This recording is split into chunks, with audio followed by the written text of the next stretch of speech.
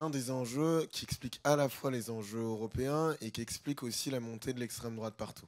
En fait, on trouve toujours des voisins qui sont pires que nous et qui sont plus turbulents, qui euh, amassent l'argent, qui, entre guillemets, profiteraient de la situation et expliqueraient en grande partie notre situation. Et ça, c'est le fort de l'extrême droite.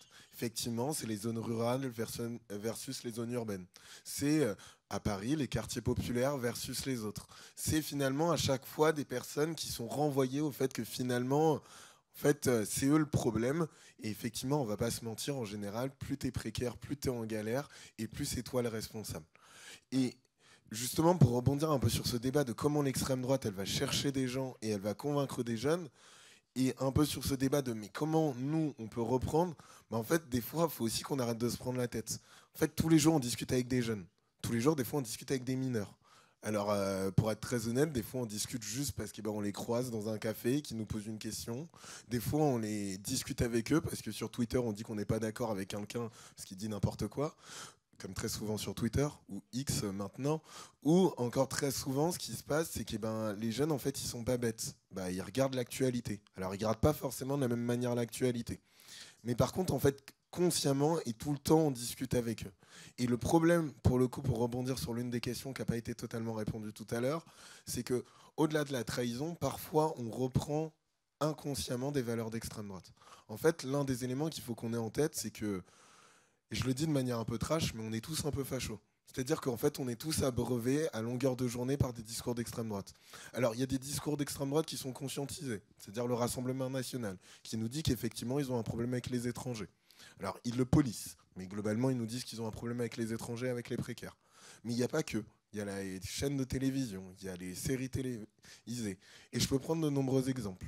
Et par exemple, je peux même prendre une enquête du CSA. Bah, quand on regarde le CSA, les personnes de la diversité, ils sont sous-représentés dans l'audiovisuel. Par contre, ils sont surreprésentés dans deux cadres d'émissions. Les émissions ultramarines, parce qu'effectivement, dans les Outre-mer, au bout d'un moment, c'est compliqué de montrer que des personnes qui ont à peu près la même tête. Et dans un deuxième cas, dans les séries d'enquêtes policières, parce qu'effectivement, il faut pouvoir montrer la délinquance. Et la délinquance, on connaît son visage.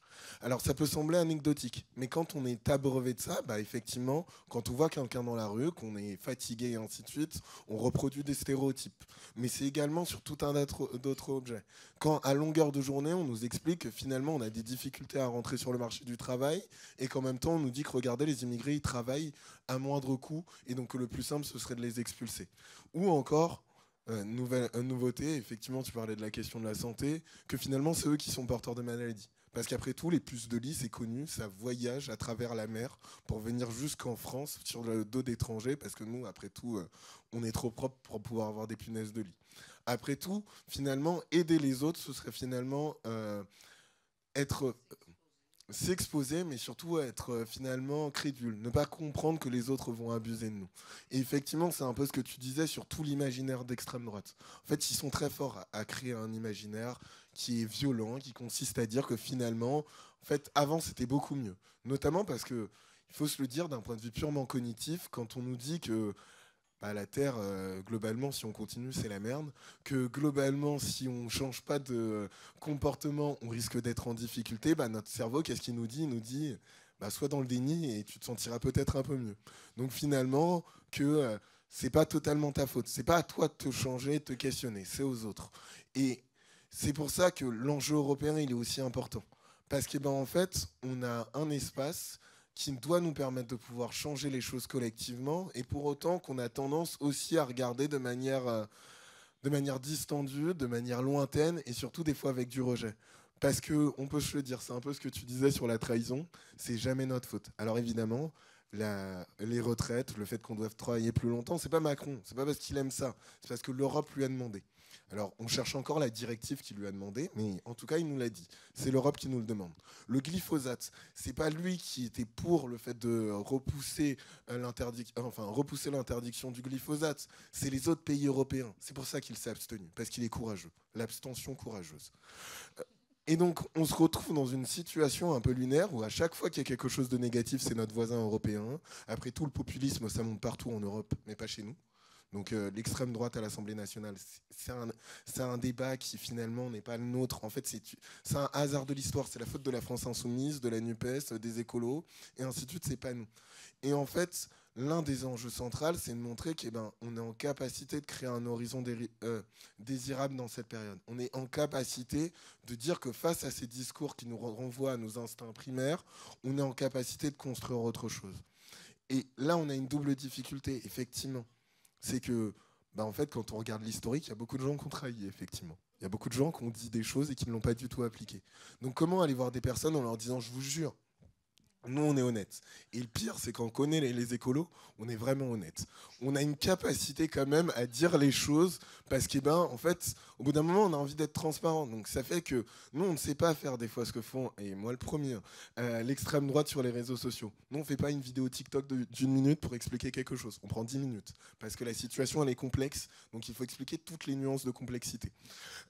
Quand on fait quelque chose de positif, comme par exemple à Lyon, quand on met en place le RSA Jeunes, et donc on aide des jeunes à sortir de la précarité, qu'est-ce qu'on se dit ? On se dit, le problème c'est qu'on ne va pas assez loin. Alors on ne fait pas comme la droite, on ne va pas aller sur tous les plateaux télé montrer qu'on a mis en place le RSA Jeunes. Parce que pour nous c'est naturel.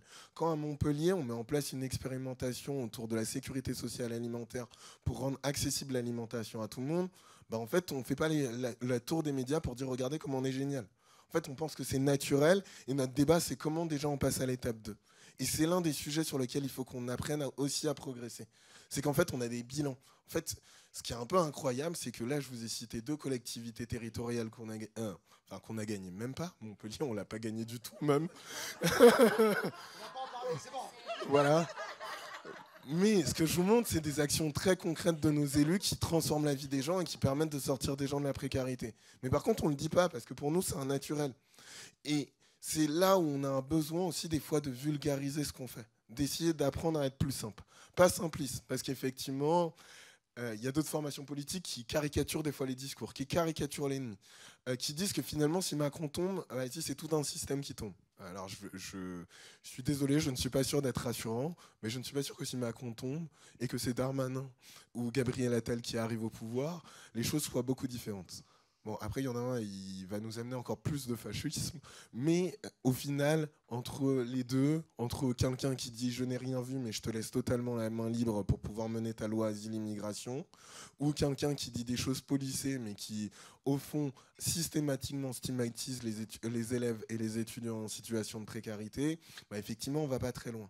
Donc, en fait, l'une de nos responsabilités dans la période, c'est de montrer qu'effectivement, on répond réellement à toutes ces problématiques. Et la première solution par rapport à ça, c'est notre ancrage local.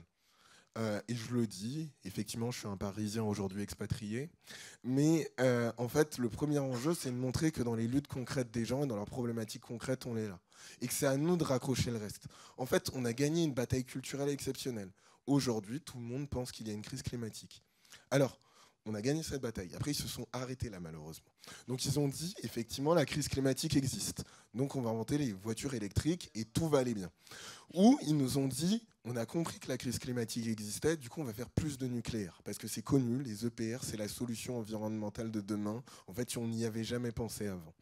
Ou encore, un truc totalement lunaire, en fait, grâce à cette prise en compte, ce qu'on va faire, c'est qu'on va investir la technologie de façon très massive, on va financer des petites startups, on va sortir du droit commun pour pouvoir faire en sorte que, machallah, dans 10 ans, ils aient réussi à trouver toutes les solutions pour que moi, je n'ai pas besoin de changer. Après tout, ce n'est pas ma faute. C'est tout simplement à la société et à la planète de s'adapter à mon mode de vie. Et l'Europe, c'est une place particulière pour nous écologistes, on peut se le dire. En fait, parce que nous, on le sait, les problèmes de société, ils ne s'arrêtent pas à nos frontières. En fait, la crise environnementale, elle ne s'arrête pas à nos frontières. Tchernobyl, ça ne s'est pas arrêté par un nuage magique aux frontières françaises. En fait, quand on réfléchit la crise environnementale, on est obligé de voir le monde. On est obligé de réfléchir l'Europe comme une place forte économique qui nous permet de transformer la société. On est obligé de voir que l'Europe, en fait, elle est frappée par la précarité. Ce n'est pas juste en France. Et on est frappé par le fait qu'aujourd'hui, en fait, on se met en concurrence entre États. Alors, je le disais tout à l'heure, mais j'aime beaucoup cette blague, donc je suis obligé de vous la refaire. Mais effectivement, on a découvert que le vol organisé entre les États, c'était normal. Effectivement, on a le droit de se voler des masques. On a le droit de voler des médicaments à son voisin parce qu'on n'est pas assez protégé. On a le droit de se dire qu'effectivement, on va essayer de voler les riches à leurs voisins en leur mettant de payer moins d'impôts en France. Parce qu'après tout, même s'ils ne payent pas d'impôts en France, peut-être qu'ils vont réussir à construire la société de demain. Comme quoi, depuis un certain nombre d'années, ils n'ont pas trop réussi, mais peut-être que si on leur permet de payer encore moins d'impôts que ce qu'ils payent, ils le feront vraiment cette fois-ci. Et en fait, face à tout ça, nous, on a besoin d'être partout. On a besoin d'être sur le terrain et de montrer que les luttes, elles sont très concrètes, et après de raconter l'histoire. Et donc, c'est notre travail d'aller tisser sur les luttes concrètes, sociales, environnementales, et de montrer le lien avec l'Europe. Et je prends deux petites illustrations. Bah, par exemple, quand on se bat à côté de SOS Méditerranée pour permettre à des migrants tout simplement d'avoir le droit de vivre, bah, en fait, c'est une bataille foncièrement écologique et c'est une bataille foncièrement européenne. En fait, c'est pas normal de penser l'Europe comme une frontière où dès qu'on passe, il n'y a que deux possibilités. Soit c'est la misère parce qu'après tout c'est de ta faute, on t'avait jamais demandé de venir. Soit finalement on ferme les yeux parce qu'on aime bien quand même que tu travailles dans les secteurs où finalement nous on n'a pas envie. Donc le meilleur exemple c'est les JO, les Jeux Olympiques. Il y a eu une grève d'une semaine des travailleurs sans papier. Bah, en fait on a envie de JO. Donc qu'est-ce qui s'est passé? Hop, la préfecture elle a fermé les yeux, elle a donné des papiers à tout le monde. Parce qu'après tout, on n'aime pas les étrangers, mais par contre, on aime bien les Jeux Olympiques. Donc là, ils ont le droit. Mais il y a d'autres sujets comme ça. On aime bien, on lutte contre la précarité, mais après tout, on aime bien les multinationales, on aime bien que le monde agraire il continue à travailler comme ça. Donc c'est pas grave si tu t'emplis de pesticides en mangeant des produits sur plein de pesticides. C'est pas très grave. Alors oui, tu vas avoir des problèmes de santé, mais ça, c'est pas les mêmes stats. Donc il y a des colonnes séparées. Donc effectivement, comme ça nous permet. C'est pas grave si on se fait condamner par le Conseil d'État pour inaction climatique. C'est pas très grave. Et en même temps, ce qu'on fait, c'est qu'on donne de la thune à 70% pour 70% même filière agricole. C'est pas grave si les autres paysans, ils ont pas d'argent et ils se suicident. Parce qu'après tout, on ferme les yeux. Et en fait, l'un des enjeux à travers l'Europe, c'est qu'on arrête de fermer les yeux et surtout qu'on monte des solutions concrètes. En fait, quand on mène ces batailles du quotidien, quand on permet à des gens de sortir de la précarité, quand on prend conscience que en fait, les personnes qui subissent très concrètement les effets de la crise climatique, c'est les personnes en situation de précarité, et que le pire, c'est qu'on peut se le dire, c'est pas eux qui sont responsables. C'est pas eux qui sont responsables des émissions de gaz à effet de serre. C'est pas eux qui prennent l'avion tous les jours pour pouvoir aller prendre un cocktail à Paris. Et effectivement, j'ai beau être parisien, je ne peux pas faire ça, je n'ai pas encore les moyens malheureusement. Mais plus sérieusement, en fait, c'est pas eux. C'est pas eux les responsables. Eux, ils le savent très bien. Moi, je vous prends un exemple très personnel. Ma mère, elle sait très bien, et mon père, pour le coup, il me le répète suffisamment, c'est pas Versailles ici. Et donc, effectivement, on le sait, quand tu allumes le chauffage, quand tu utilises un fer à repasser, quand en fait tu laisses la lumière allumée, bah effectivement, ça a des conséquences sur sa facture électrique. Donc, c'est pas vrai que c'est les plus précaires qui abusent de l'énergie. Par contre, c'est eux qui sont systématiquement stigmatisés. C'est à eux qu'à chaque fois, on renvoie le fait qu'ils ne seraient pas des vrais écolos et que finalement, même s'ils sont des vrais écolos, c'est eux qui devraient se remettre en question parce que leur priorité, c'est pas la planète, c'est la fin du monde. Et donc, face à tout ça, c'est à nous de montrer que sur toutes ces batailles du quotidien, on est là parce que l'écologie politique, pour le coup, elle prend en compte toutes les réalités de la population et elle sait que en fait, c'est à la fois des batailles environnementales, c'est à la fois des batailles sociales et c'est surtout, très concrètement, changer concrètement la vie des gens. Aussi vrai que dans une institution comme lointaine, comme Bruxelles, on se dit que ça prend des années pour que des directives se mettent en place, en fait, on s'en rend compte, il y a 5 ans, ce qui a changé, qui fait qu'aujourd'hui, on a obtenu des avancées et que, par ailleurs, on a la France qui, très courageusement, a demandé une pause européenne, parce qu'après tout, il y a trop de normes à faire respecter sur la question environnementale. En fait, ce qui se passe, c'est que ce n'est pas tout d'un coup les députés européens à Bruxelles qui se sont réveillés, qui se sont dit qu'ils étaient écologiques. C'est face à la mobilisation de la société civile.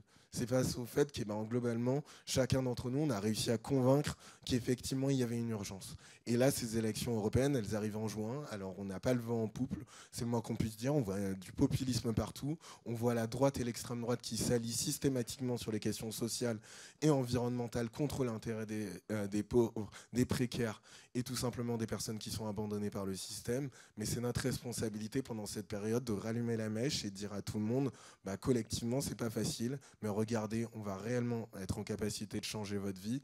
Et le pire, c'est que c'est ce qu'on fait très concrètement dès qu'on a la possibilité de le faire. Parce que pour le coup, on ne vous promet pas des mensonges. On ne vous promet pas un monde idéal demain, du jour au lendemain. Ce qu'on vous promet, c'est que chaque fois qu'on a la possibilité de le faire, on pense à vous, on agit à vos côtés et on transforme vraiment votre quotidien.